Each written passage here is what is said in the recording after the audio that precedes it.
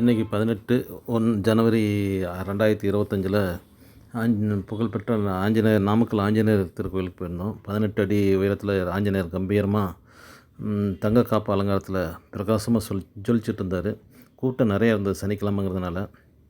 ரோட்லெல்லாம் இவ்வளோ தூரம் வரிசையாக நின்றுருந்தாங்க. எப்போவுமே ஆஞ்சநேயர் என்ன ஆஞ்சநேயர் எங்கே இருந்தாலும் பெருசாக கண்ணில் தெரியறதுனால டக்குன்னு போய் எப்போவுமே கும்பிட்டு வந்துடுவோம்.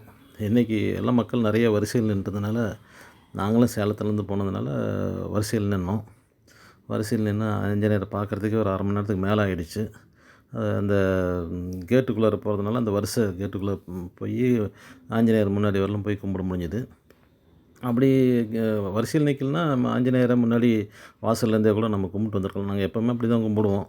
நாங்கள் நாமக்கல்லில் 10 வருஷம் இருந்ததுனால எப்போவுமே நான் ஆஞ்சநேயரை முன்னாடி எல்லா அபிஷேகத்தையுமே நாங்கள் பார்த்துருக்கோம்.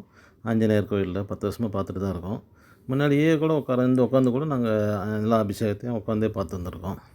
ஆனால் இன்றைக்கி வரிசையில் நின்று கும்பிட்டது உண்மையிலே ஒரு ஆச்சரியமாக இருந்தது.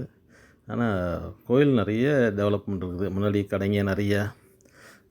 எப்போவுமே ஆஞ்சநேயருக்கு அந்த இது இருக்காது, மேல் கூரை இருக்காது. ஏன்னா ஆஞ்சநேயர் வளருவார்னு சொல்லிட்டு அந்த மேல் கூரையை ஓப்பனில் தான் வச்சுருந்தாங்க.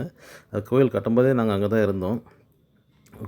இந்த இது மட்டும்தான் முன்னாடி இருக்கிற அந்த பில்டிங் மட்டும்தான் கட்டினாங்க ஒழிய ஆஞ்சநேயர் தலைக்கு மேலே கூரை போடவே இல்லை. காரணம் என்னென்னா, ஆஞ்சநேயர் மேற்கொண்டு வளர்ந்துட்டுருக்காருங்கிற ஒரு ஐதீகம் இருக்குது. அதனால் மேலே ஓப்பனாக தான் வச்சுருக்காங்க. எப்போவுமே ஓப்பனாக தான் வச்சுருப்பாங்க.